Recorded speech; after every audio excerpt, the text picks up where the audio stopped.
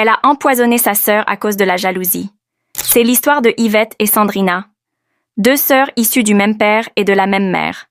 La cadette, Sandrina, était venue passer ses vacances chez Yvette. Physiquement, Sandrina attirait les regards, élégante, belle et pleine de vie. Dès son arrivée, le mari d'Yvette commença à lui tourner autour. Mais Sandrina refusa catégoriquement ses avances et, par honnêteté, elle en informa sa grande sœur. Au lieu de la croire, Yvette développa de la rancune. Elle voyait désormais sa cadette comme une rivale dangereuse. Les tensions commencèrent à s'installer silencieusement. Yvette se mit à observer chaque geste de sa petite sœur. Chaque sourire de Sandrina, chaque discussion innocente avec son mari alimentait sa jalousie. Dans son esprit, elle était convaincue que Sandrina voulait lui voler son foyer. Pourtant, Sandrina passait la plupart de son temps à aider aux tâches ménagères, cherchant à se faire accepter. Mais Yvette voyait tout autrement. Elle commença à se confier à une voisine, affirmant que sa sœur lui manquait de respect. Peu à peu, cette jalousie devint obsessionnelle.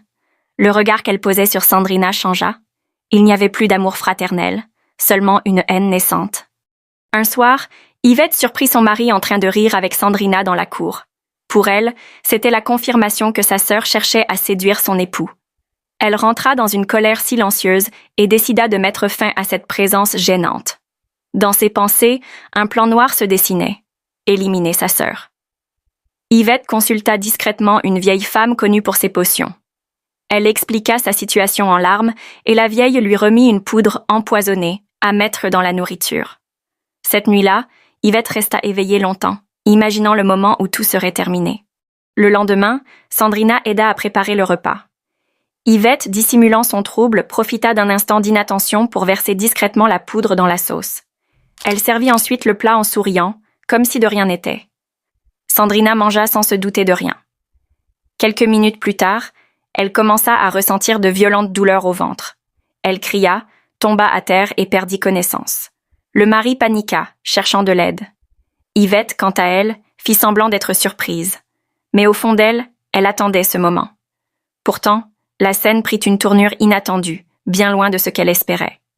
Sandrina fut transportée d'urgence chez un guérisseur du village. Après plusieurs soins, elle reprit connaissance.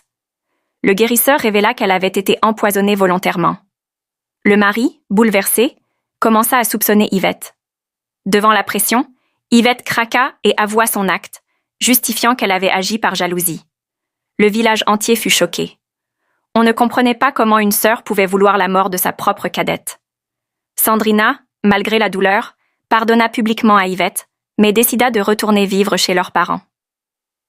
Cette histoire resta longtemps dans les mémoires comme un exemple tragique de la jalousie destructrice.